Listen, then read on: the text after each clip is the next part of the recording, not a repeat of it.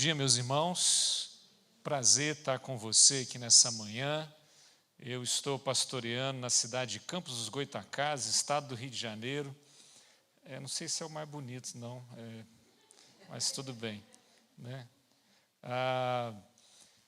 É muito bom estar aqui. Tenho um carinho especial por vocês. Estive aqui em 2017, 2018, se não me engano, quando eu estava ainda fazendo mestrado lá em Charlotte, no RTS, Reformed Theological Seminary, e foi um prazer conhecê-los naquele tempo. Vocês nos acolheram aqui de uma forma muito especial, inclusive abençoaram um trabalho social que fazíamos em Belo Horizonte também naquele tempo. Então a gente tem um carinho muito especial por vocês e é muito bom poder estar aqui e poder passar pelo menos essa manhã aqui com vocês, tá bom? Queria convidar você a abrir a sua Bíblia no livro de Neemias. Vocês têm estudado esse livro aí. Há um tempo atrás, nós também, lá em Campos dos Goytacazes, estudamos esse livro. E é um livro muito precioso para a nossa vida. Eu queria que você abrisse Neemias capítulo 2, e nós vamos ler aí. Pode ser a partir do verso 1 mesmo, Neemias capítulo 2, o verso 1. Nós vamos fazer uma leitura, depois na metade aí, a gente vai pular lá para o verso 17. Neemias capítulo 2, verso 1 em diante, diz assim: No mês de Nissan, do 20º ano do rei Artaxerxes, na hora de servir-lhe o vinho, levei ao rei. Nunca antes eu tinha estado triste na presença dele. Por isso o rei me perguntou: por que o seu rosto parece tão triste se você não está doente? Essa tristeza só pode ser algo do coração.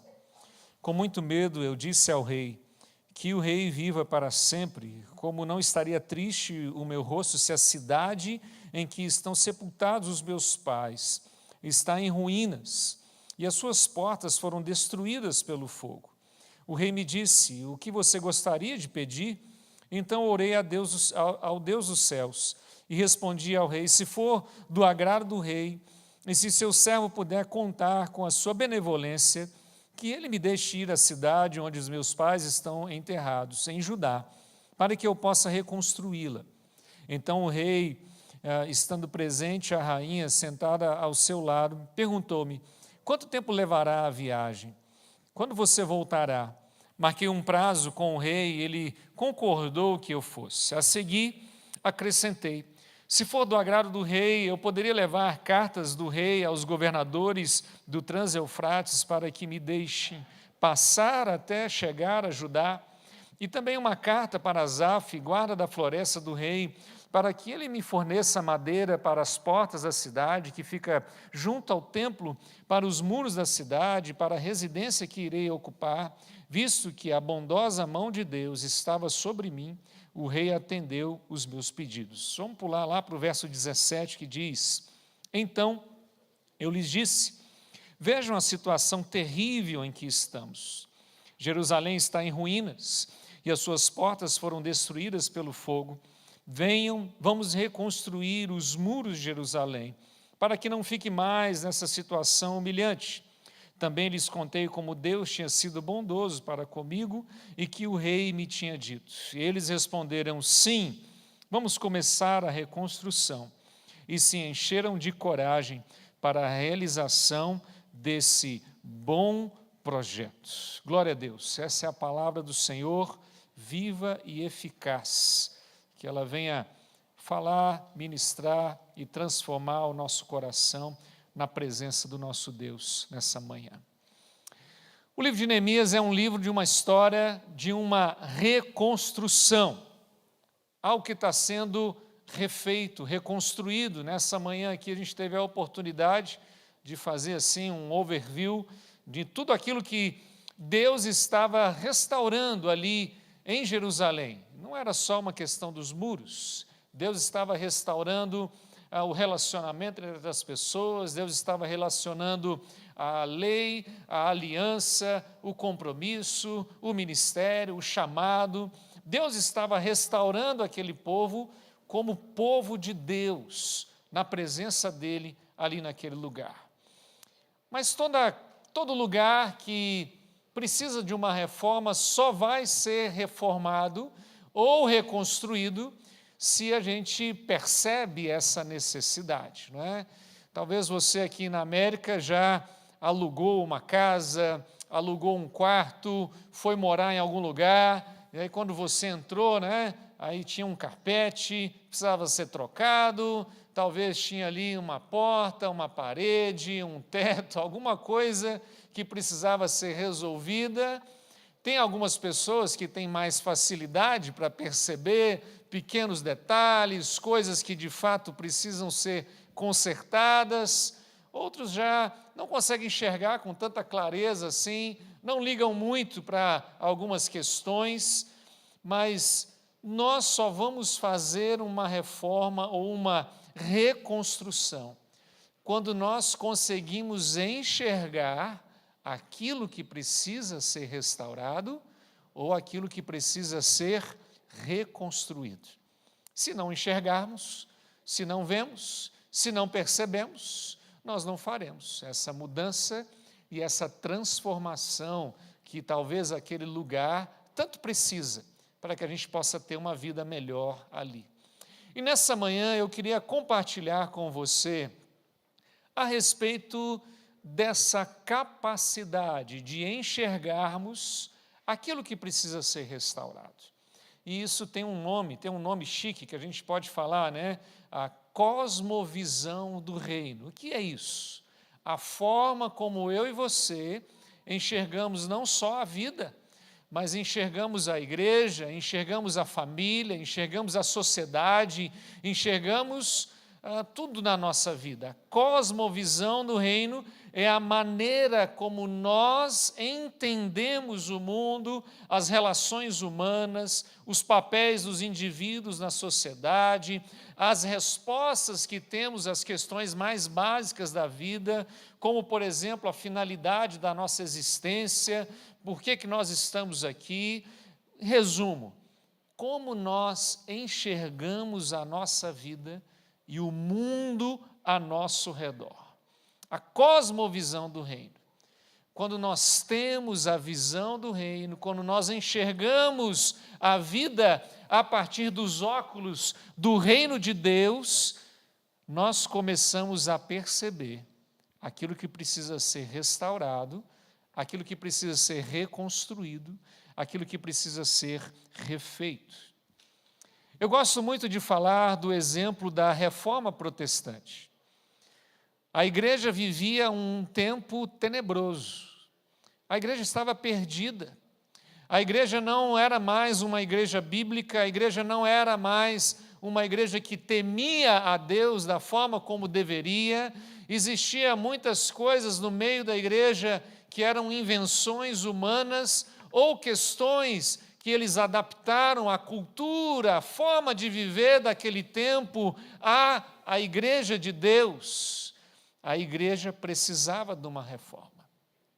E Deus levantou homens que por muita oração, intimidade com Deus, busca da palavra, leitura da palavra, começaram a ter essa visão do reino. Começaram a enxergar a vida através da visão de Deus, começaram a perceber a igreja, o cotidiano, a relação com as pessoas, da forma como Deus gostaria que nós enxergarmos. Uma visão, uma cosmovisão do reino. E isso mudou a vida deles de cabeça para baixo. Pessoas que foram usadas por Deus para trabalharem contra a cultura, contra aquilo que não era de Deus, homens que foram usados para restaurar, reconstruir, refazer aquilo que precisava ser restaurado no meio do povo de Deus. Neemias, ele nos dá um pouco desse exemplo. Quando você lê o capítulo 1, você vai ver Neemias, ele passa um tempo de oração, e talvez fica um pouco difícil da gente perceber aqui esse tempo, mas Neemias, ele passou 4 meses orando e buscando a Deus. Tempo de oração, tempo de quebrantamento, tempo de humilhação diante de Deus, tempo de reconhecimento de pecado, tempo de confissão de pecado diante do Senhor. Ele ora, ele busca, ele clama, e Deus começa a acender no coração de Neemias uma chama, um ardor, uma paixão por aquilo que já ardia no coração de Deus. Interessante isso, né? Muitas vezes a gente pensa que a oração é um instrumento que nós usamos para colocar Deus em ação. Não é assim? Deus vai lá e faz isso. Deus vai lá, cura o fulano. Deus vai lá, resolve esse problema. Deus vai lá, age nessa situação. Mas é o contrário. A oração, ela alinha o nosso coração com o coração de Deus e começa a fazer eu e você a termos o mesmo ardor, a mesma chama, a mesma compaixão, tudo aquilo que arde no coração de Deus começa a arder no nosso coração. Então a oração coloca a gente em ação. E por isso Neemias agiu. Deus foi abrindo portas, o rei faz a pergunta, Neemias tinha lá o trabalho dos sonhos, era o copeiro do rei, trabalhava num lugar maravilhoso, mas Deus começou a dar a ele uma visão do reino, a cosmovisão do reino. E a pergunta que eu tenho para você nessa manhã, como que nós sabemos que nós temos a visão do reino? Como que a gente consegue descobrir se de fato a gente está vivendo a nossa vida, a nossa caminhada, seja como família, seja como igreja, como nós estamos experimentando a nossa rotina e a nossa vida a partir de fato dessa cosmovisão do reino de Deus? E é isso que eu queria compartilhar com você nessa manhã, através desse texto que nós lemos. E nós vamos trabalhar aqui alguns versos para a gente poder descobrir quais são esses sinais para que eu e você possamos de fato ter a cosmovisão do reino e a gente possa viver a nossa vida através daquilo que Deus quer que nós vivemos, para que haja restauração e reconstrução, seja na nossa vida particular, na nossa igreja, ou até mesmo na sociedade onde nós estamos envolvidos. Leia comigo mais uma vez, pega a sua Bíblia aí, para você acompanhar, e você ir caminhando junto comigo, e eu vou ler aí os versos de número 4 a 6. Neemias capítulo 2, dos versículos de 4 a 6, diz assim: O rei me disse, o que você gostaria de pedir? Então orei ao Deus dos céus, e respondi ao rei, se for do agrado do rei, e se o seu servo puder contar com a sua benevolência, que ele me deixe ir à cidade onde os meus pais estão enterrados, em Judá, para que eu possa reconstruí-la. Então o rei, estando presente, a rainha, sentada ao seu lado, perguntou-me, quanto tempo levará a viagem? Quando você voltará? Marquei um prazo com o rei, e ele concordou que eu fosse. O primeiro sinal que mostra que de fato nós temos uma cosmovisão do reino é quando nós começamos a desejar aquilo que Deus deseja. Deus tinha algo ardendo no seu coração. Deus tinha algo que estava ali no coração dele e que mexia com ele, e por isso ele começou a compartilhar aquilo com Neemias. No primeiro capítulo, Neemias ele tem essa informação de que Judá, Jerusalém, a cidade dos seus pais, ela estava destruída. E aquilo ardia no coração de Deus. Deus queria restaurar aquele lugar, Deus queria restaurar o seu povo. Então, durante aquele tempo de oração, Deus começa a alinhar o coração de Neemias com o coração de Deus. E aquela paixão, aquele ardor, aquela coisa que queimava o coração de Deus, começou também a queimar no coração de Neemias. Neemias começou a ter uma visão de Deus, para aquilo que Deus gostaria de realizar, não só em favor do seu povo, mas em favor do mundo naquele tempo. Tem uma frase que eu aprendi com o Dr. Kruger, que é um professor lá do RTS, que ele diz: "All great works start with a burden that gives birth to a vision." Todo grande trabalho, toda grande obra, começa com um arder no coração, que dá, então, uma visão para que a gente possa agir, trabalhar e buscar aquilo que está ardendo no coração de Deus. Toda vez que eu venho em Atlanta, eu sempre tento separar um tempinho para ir lá no mausoléu do Martin Luther King. Já foi lá, né? Espero que tenha ido. Se você não foi, é um lugar inspirador para você ir.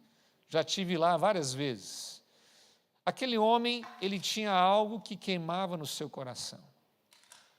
Algo que queimava no coração de Deus. Pessoas que precisavam ser libertas, pessoas que precisavam ser tratadas de forma diferente, pessoas que precisavam ser tratadas como pessoas, e Deus, então, compartilha esse ardor com esse homem que se tornou esse grande símbolo na América dessa divisão que existe até hoje. Todo grande trabalho, toda grande obra começa com um arder, um queimar no coração, que dá então uma visão para um trabalho. Durante 4 anos eu morei na cidade de Charlotte, onde eu fui fazer o mestrado. Depois comecei a trabalhar na Starmount Church, num projeto de revitalização. Acabou se tornando uma igreja multicultural, uma igreja de americanos, brasileiros, hispanos. Dava muito trabalho, porque tinha que traduzir o culto para 3 línguas, português, espanhol, e tinha inglês também, mas era um pedacinho do céu. Você via gente de tudo quanto é lugar, de toda tribo, língua e nação, de fato. E aquela cidade, uma cidade onde, né, a Fernanda teve o privilégio, eu não tive o privilégio de ir ao funeral do Billy Graham, um homem que Deus levantou e que tinha algo que queimava no seu coração. Ele tinha um desejo, uma vontade de anunciar o Evangelho de Jesus aos 4 cantos do mundo. E ele foi o maior evangelista da era moderna. Talvez o homem que na face da terra mais pregou o Evangelho a pessoas em toda a história. Todo grande trabalho começa com algo que queima no nosso coração e que faz com que a gente comece a enxergar e ter uma visão de Deus para a nossa vida, para a sociedade e também para a nossa igreja. Eu tenho uma pergunta. O que tem queimado no seu coração ultimamente? O que tem ardido dentro de você? O que é que você tem buscado com toda a sua força, com todo o seu entendimento, com todo o seu coração, com toda a sua alma? O que tem queimado dentro do seu coração, que tem feito você se levantar todas as manhãs? O que tem ardido em você? Eu não sei a resposta. Mas, infelizmente, na sociedade que temos vivido hoje em dia, existem muitas outras coisas que têm tomado o lugar daquilo que Deus tem para nós. Talvez o luxo, talvez o dinheiro, talvez a fama, talvez o sexo, a adrenalina, a aventura. E muitas pessoas têm usado destas coisas como visão para a sua vida, porque é o que tem ardido no coração delas. O que tem ardido no seu coração? Para que a gente possa, de fato, perceber aquilo que precisa ser restaurado, aquilo que precisa ser reconstruído, nós precisamos uma visão de Deus, nós precisamos ter a cosmovisão do reino, e para isso nós precisamos pedir ao Senhor que aquilo que arde no coração do Pai possa verdadeiramente arder no nosso coração. Só assim, eu e você vamos começar a agir de forma a buscar aquilo que Deus quer, restaurar e transformar no nosso meio. Existe uma resposta muito simples para essa pergunta, quando nós começamos a perguntar: o que será que arde no coração de Deus? Bom, o que arde no coração de Deus é pessoas. Gente assim como eu e você. O que arde no coração de Deus são pessoas que Ele criou, que Ele ama. Por isso que João vai dizer: Deus amou o mundo de tal maneira ao ponto de entregar o seu Filho unigênito. Isso arde no coração de Deus a ponto do seu Filho abrir mão da sua glória, se fazer como um de nós, morrer numa cruz por mim e por você, para que eu e você pudéssemos fazer parte do reino de Deus. Isso arde no coração de Deus. Mas o que será que arde no seu coração? Romanos capítulo 8, verso 32 e 35 vai dizer: aquele que não poupou o seu próprio filho, mas o entregou por nós, como não nos dará juntamente com ele e de graça todas as coisas? Quem fará alguma acusação contra o escolhido de Deus? É Deus quem os justifica, quem os condenará? Foi Cristo Jesus que morreu e mais, ressuscitou e está à direita de Deus e também intercede por nós. Quem nos separará do amor de Cristo? Será tribulação, angústia, perseguição, fome, nudez, perigo ou espada? E a resposta que Paulo dá é que absolutamente nada pode nos separar do amor de Deus. Sabe por quê? Porque o coração de Deus arde por você. Nada pode nos separar do amor de Deus, porque a humanidade queima no coração do nosso Pai. Isso fez com que Ele viesse ao nosso encontro, para termos uma visão do reino, para conseguirmos enxergar a vida da forma como Deus gostaríamos que nós enxergássemos a vida. Se nós queremos de fato enxergar a igreja, a vida em família, a sociedade, da forma como Deus enxerga, o nosso coração precisa arder pelas mesmas coisas que o coração de Deus arde.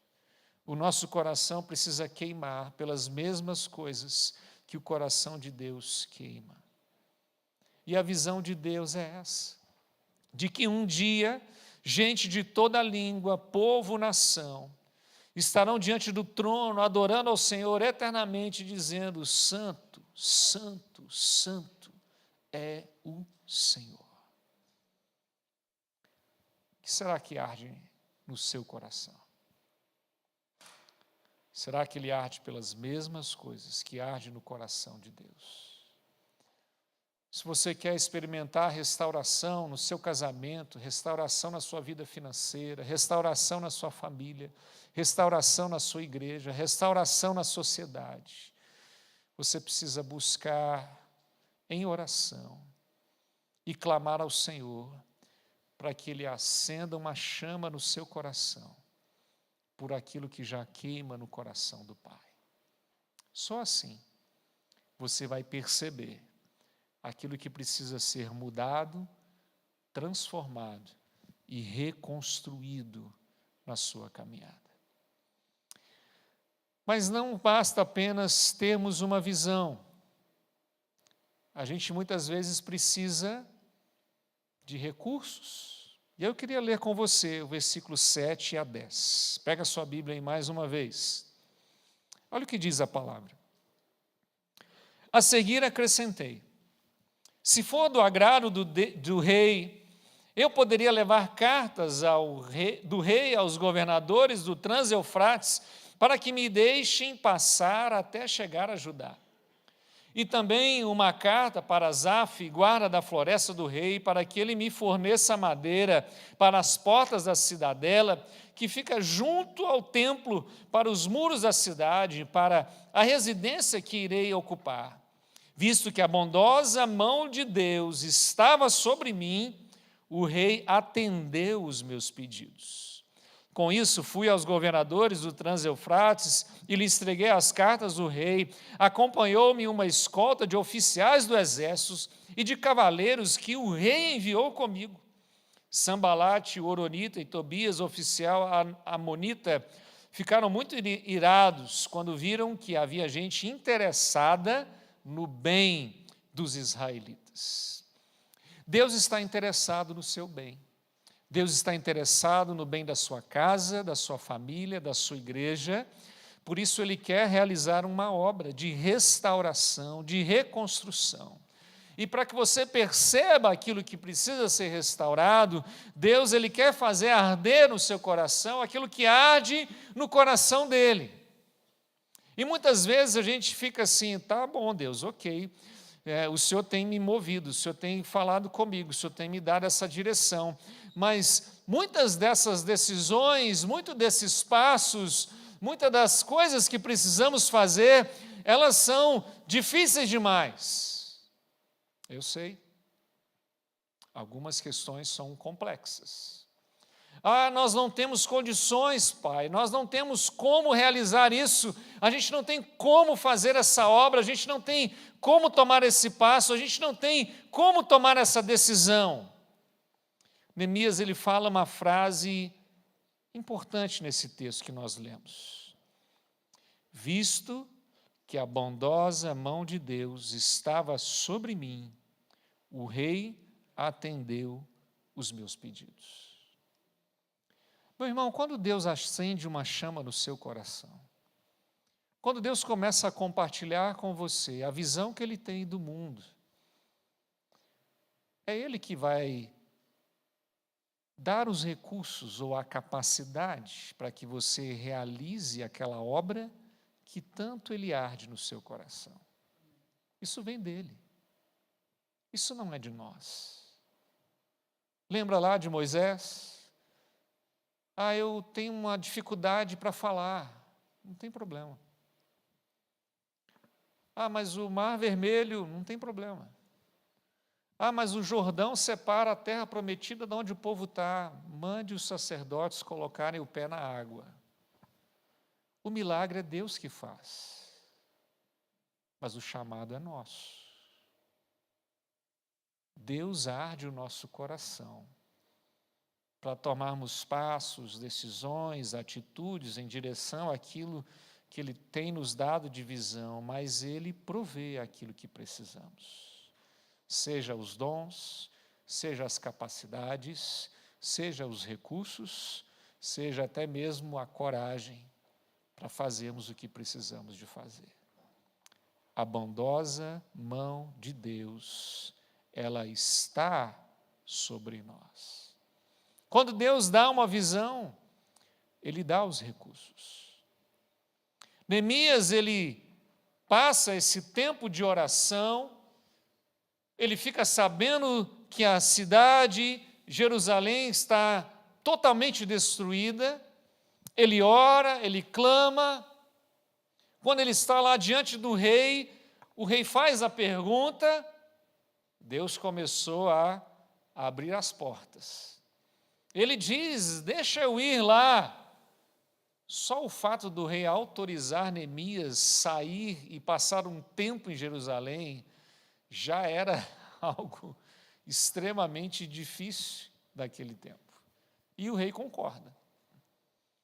Mas Neemias, ele, você já viu aquelas propagandas da televisão, você vai ganhar isso. Aí eles falam assim, não é só isso, tem mais, E Neemias, então, num tempo ali, num momento que ele faz uma oração rápida ali diante de Deus, ele resolve pedir mais. Mas o rei, além do Senhor me liberar, não dá para o Senhor me dar aí uma carta, não dá para o Senhor me dar aí autorizações, não dá para que o Senhor venha, de fato, ajudar a gente a reconstruir aquilo que está destruído.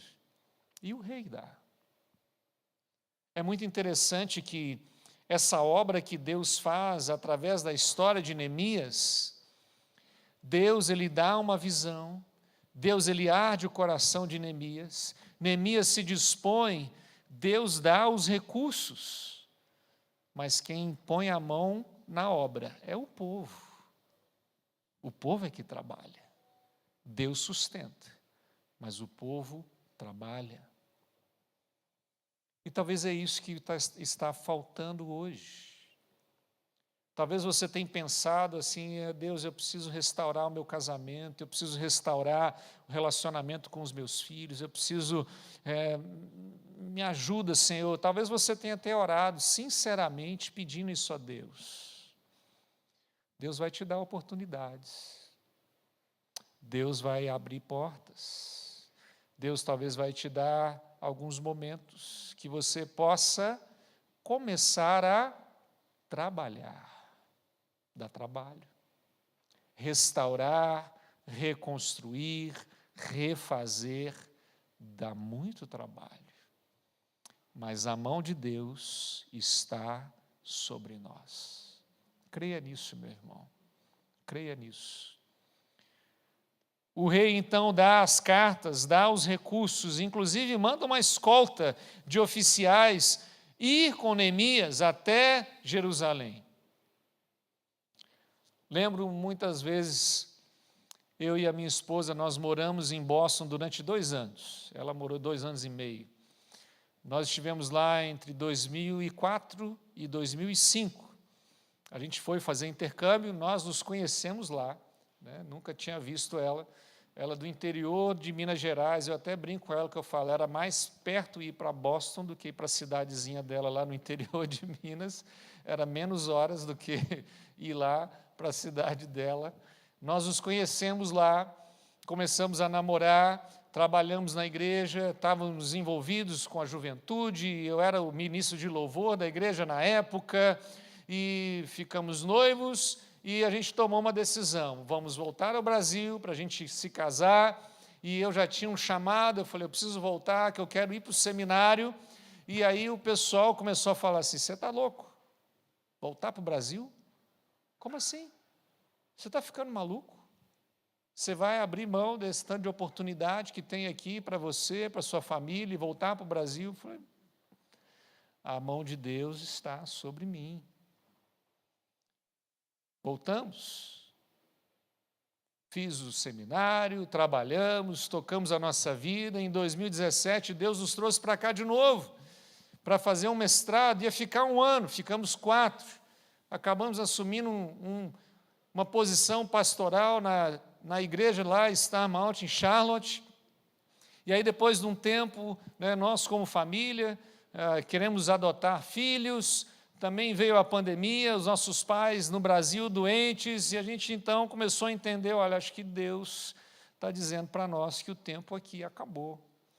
E aí chegamos para a liderança, para os brasileiros, para a comunidade, falamos, vamos voltar para o Brasil. E o povo falava assim, você está ficando louco, né? Porque você está aqui com visto de trabalho, daqui a pouco você pega um green card, daqui a pouco você é cidadão, fica quieto aqui, rapaz. Mas eu disse para eles, a mão do Senhor está sobre nós.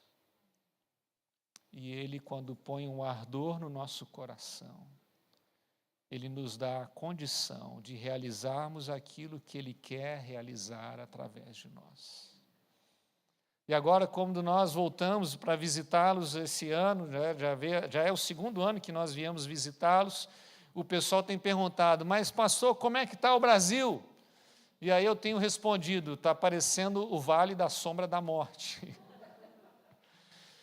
Mas tem a outra parte do versículo. Mas eu não vou ter medo, porque tu estás comigo.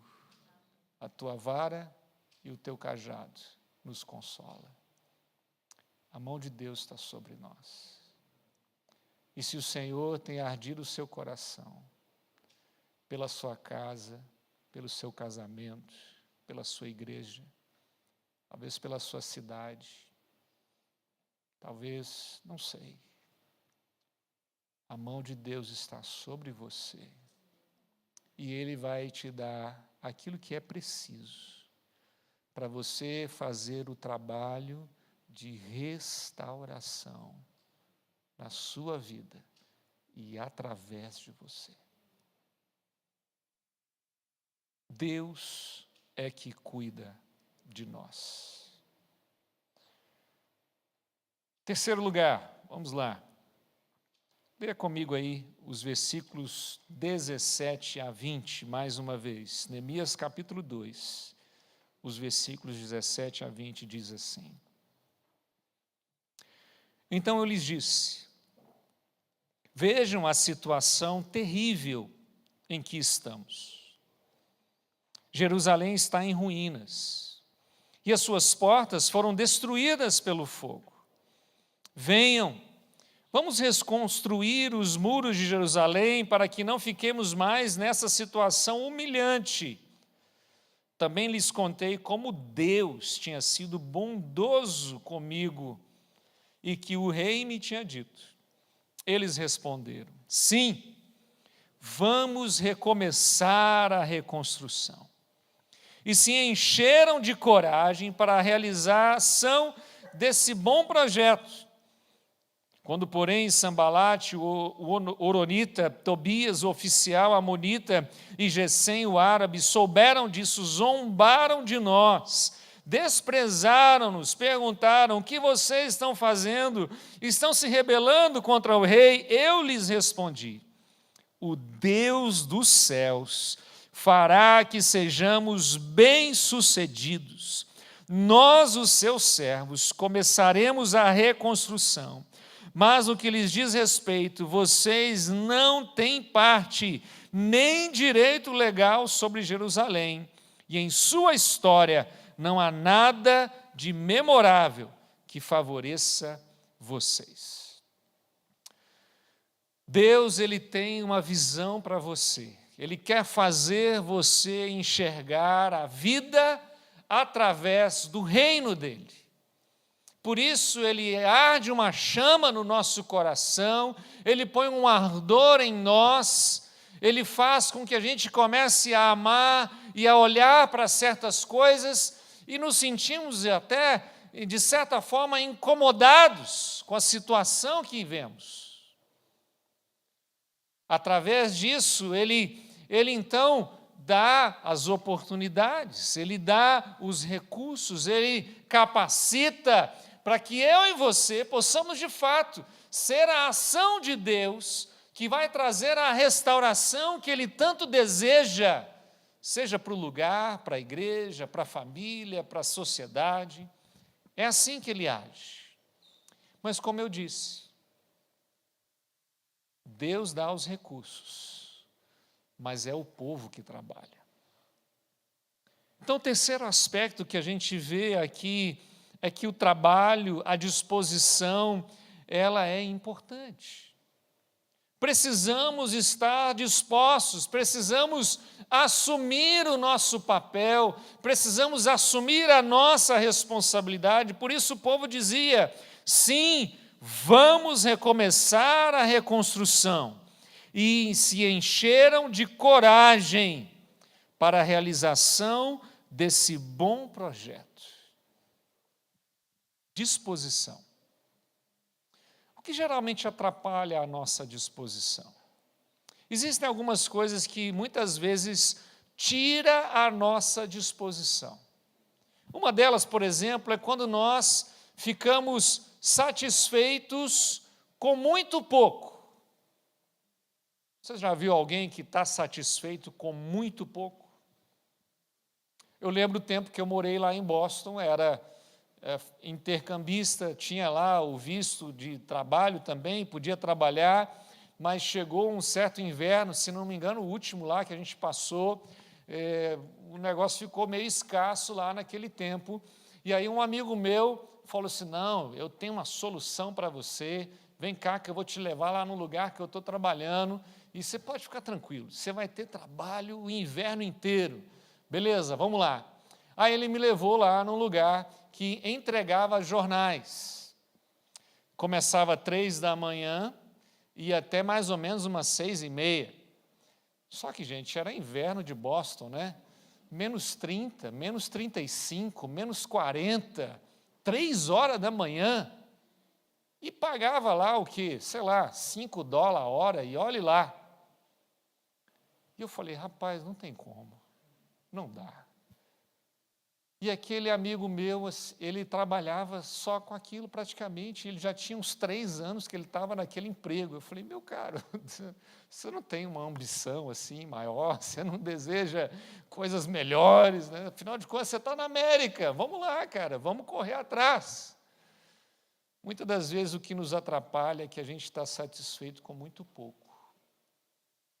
Isso impede, tira a nossa disposição de nós irmos além daquilo que temos. Talvez você está satisfeito com muito pouco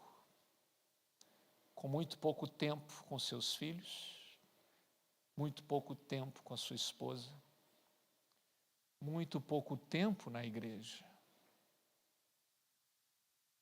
Quando estamos satisfeitos com muito pouco, a gente perde a disposição de querer ir além daquilo que já temos.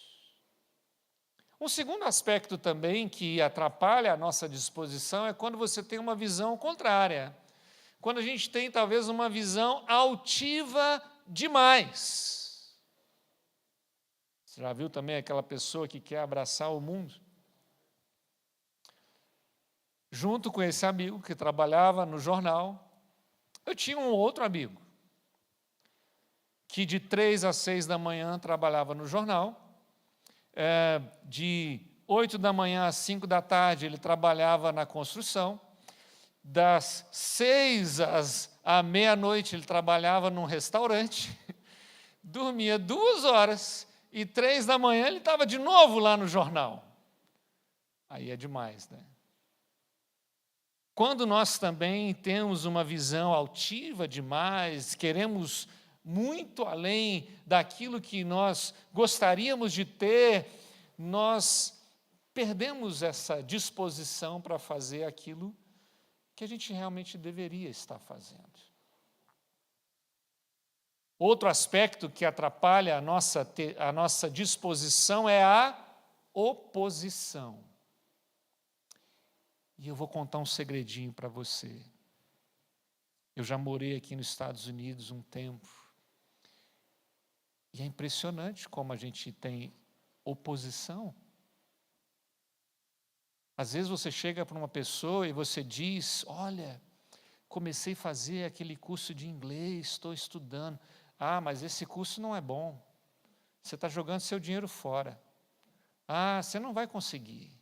Ah, você não vai chegar lá. Ah, isso não vai dar certo. Ah, eu consegui um schedule. Ah, eu estou trabalhando em tal lugar. Ih, que coisa ruim, que lugar ruim. Ih, você vai ver. Não vai dar nada.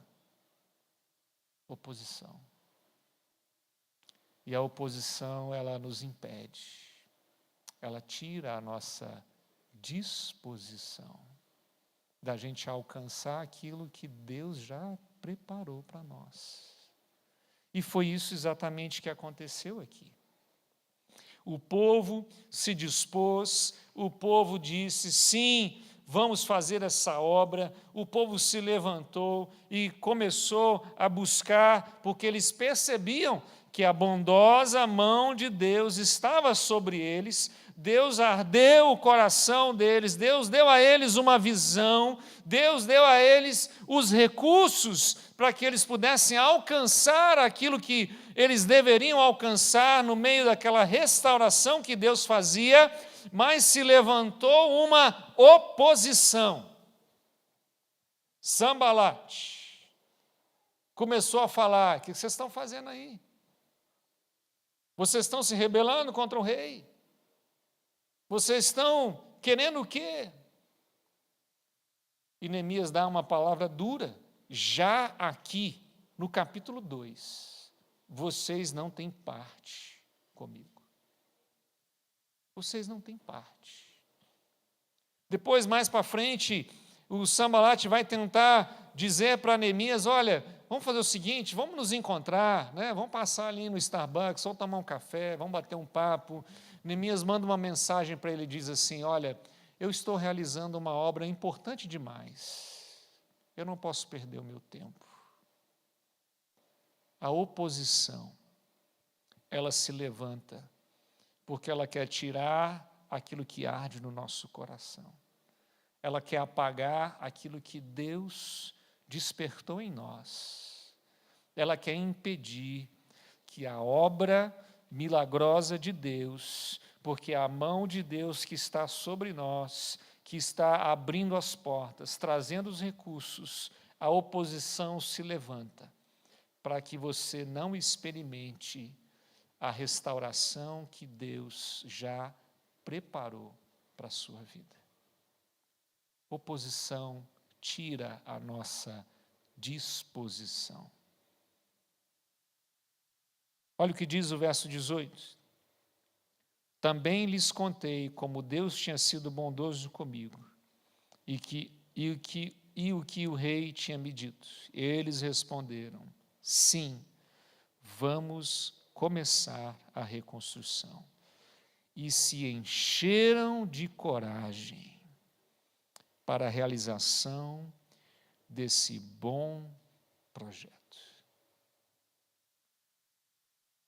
Meu irmão, Deus tem uma visão do reino para compartilhar com você. Deus quer fazer você enxergar aquilo que Ele enxerga. Deus quer arder no seu coração aquilo que arde no coração dele. Deus, pela sua graça e misericórdia, vai abrir todas as portas e vai trazer todos os recursos, porque a bondosa mão dele está sobre você. Mas você precisa ter coragem, disposição, para agir em nome de Deus, trazendo a restauração e a reconstrução daquilo que precisa ser restaurado. Por isso que eu gosto de lembrar sempre dos reformadores. Homens que deram a sua vida, homens que lutaram contra a cultura, homens que agiram no poder do Espírito, homens que se levantaram contra líderes no meio da igreja, homens que eram de Deus, que tinham o coração ardendo pelo reino de Deus, que foram capacitados pelo Espírito Santo de Deus e foram usados para restaurar a igreja do Senhor Jesus. Deus quer restaurar a nossa vida. Vamos orar? Feche seus olhos aí. E eu queria orar com você nessa manhã. Talvez, de fato, existem situações na sua casa, na sua família, na sua vida, que você tanto precisa de restauração. Talvez Deus já tenha aquecido o seu coração com alguma coisa. Talvez você ainda não tenha tido coragem, disposição. Mas eu queria orar por você. Porque a mão de Deus está sobre nós. E Ele está aqui nesse lugar. E Ele quer usar você com uma visão do reino para transformar a sua realidade e a realidade de tudo que existe ao seu redor. Você quer orar assim? Fique em pé no seu lugar e vamos orar juntos, pedindo ao Senhor que Ele nos dê coragem, que Ele nos dê de fato visão do reino, para que possamos ser um instrumento dEle, dessa restauração que Ele tanto tem para nós. Deus, aqui está a Tua igreja, Pai, o teu povo. Povo que arde no teu coração. O Senhor nos amou, ó Pai, de uma forma inexplicável. E o Senhor veio ao nosso encontro. E Deus, o Senhor tem compartilhado com nós aquilo que arde no teu coração. Que possamos buscar de fato, Senhor, ter uma visão do reino para a nossa vida. Que possamos, ó Deus, por meio da oração, da intimidade contigo, ter o nosso coração ardendo por aquilo que o teu coração arde. Deus, que a tua bondosa mão esteja sobre nós, porque nós não podemos fazer nada sozinhos. Que o Senhor possa abrir as portas, que o Senhor possa trazer os recursos, que o Senhor possa dar a nós as possibilidades. Mas, ó Deus, que haja coragem. Coragem para confiarmos plenamente no Senhor. Disposição, Deus, para te servir, custe o que custar. E assim possamos experimentar uma restauração, uma reconstrução completa, até que o Senhor venha. Assim nós oramos, em nome de Jesus. Amém.